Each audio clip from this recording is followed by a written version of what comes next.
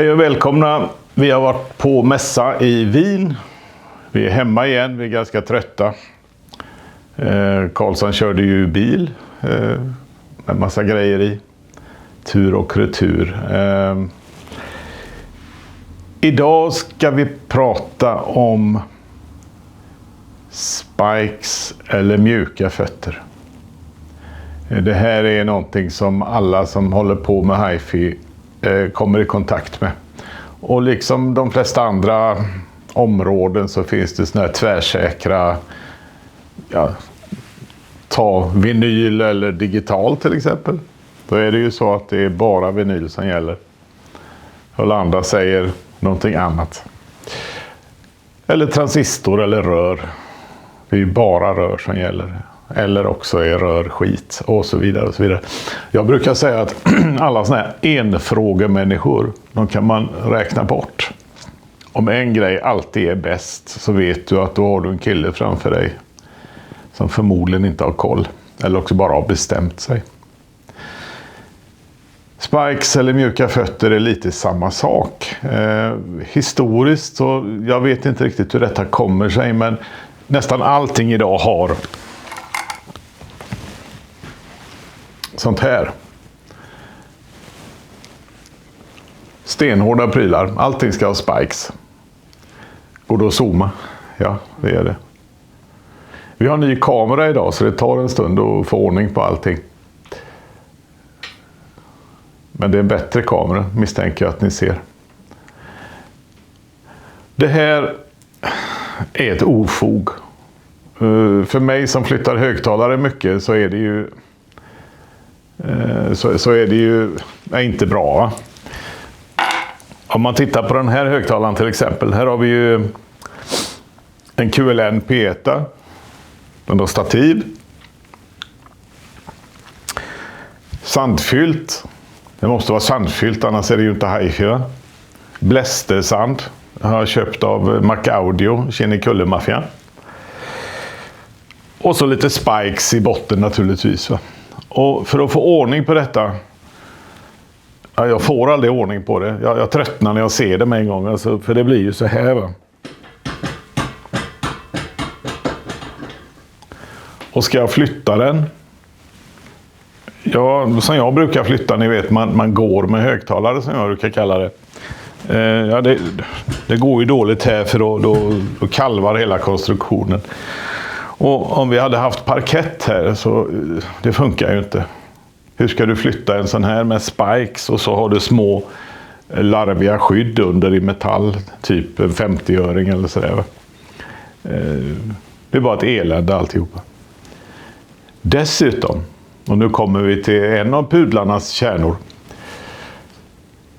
så är det ju så med spikes att varför de uppfanns är det ingen som vet. Det sägs att det ska ta bort vibrationer och det enda det gör det är att flytta vibrationer. Framförallt i basen. Så att har du spikes på din högtalare så kör den ner basen från kabinettet ner i golvet.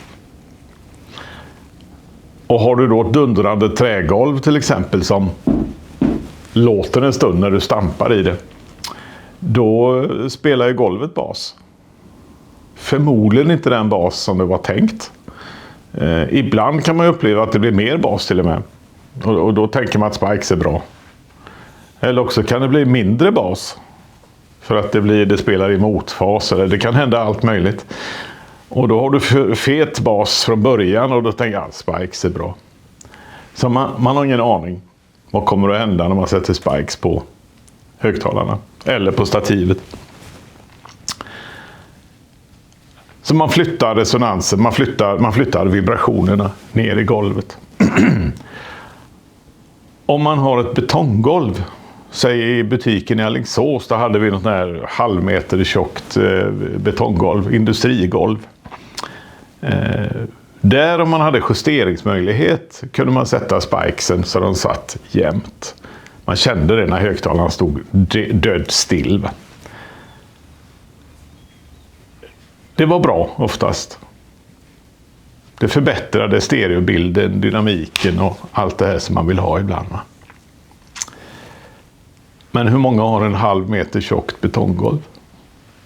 De flesta de lever med detta eländet och försöker flytta högtalaren med små metallbitar under och det ska inte göra hål i golvet och så vidare.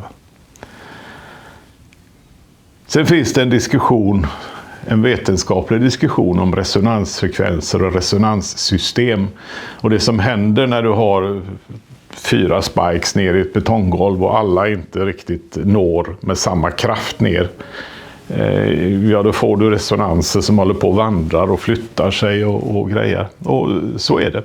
Inte säkert du hör det, men så är det. Vad är alternativet då? Det kan ju vara de här som vi känner igen. Just de här är gjorda för en Larsen-produkt. Det här är viktavstämda mjuka fötter. Och där är tanken att om man väger sin högtalare kan man alltså beställa rätt densitet på de här. I det här fallet SD-fötter då. Då gör man om vibrationerna till värme. Och de går inte ner i golvet. Vilket teoretiskt är alltid det bäst. Va? Finns det någon nackdel då? Ja, det är också lite lurigt att flytta på sådana grejer när man ska gå med dem. Men det viktigaste är väl att högtalaren svajar lite. Den står inte still helt enkelt. Va? Och även där finns det fysikens lagar som säger att då står inte högtalaren riktigt still när du får attacker i dynamik i musiken. Va? Detta kan man höra. Dessutom är det svårt att få dem att stå exakt. Alltså, vi använder ju lasermätare både för riktning men även för lutning. Jag ska visa det i en senare video någon gång. Så när ska man använda vilken fot? Teoretiskt kan man säga att om du har ett betonggolv eller ett kakel eller klinker eller någonting och du kan ha 3 spikes. Det brukar bli ganska bra. Om du har andra våningen på en villa med ett golv som sviktar lite, eller just det där att när du stampar med foten så dundrar det. Det låter mycket. Va? Då är det väldigt käckt att ha en SD-fot, en mjuk fot. Sen finns det en annan egenhet med högtalare. För det är svårt att utvärdera detta. Och det är inte alltid säkert att man vet att det man hör, att man fattar vad det kommer sig. Många högtalare mår bra av att gå 2, 3, 4 centimeter upp från golvet.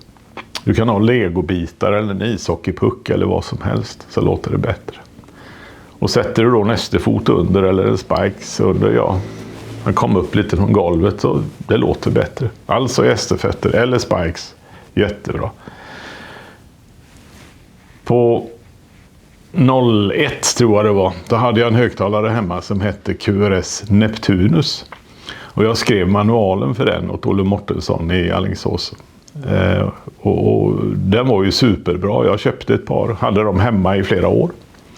Den hade den egenheten att den hade bara en plan botten.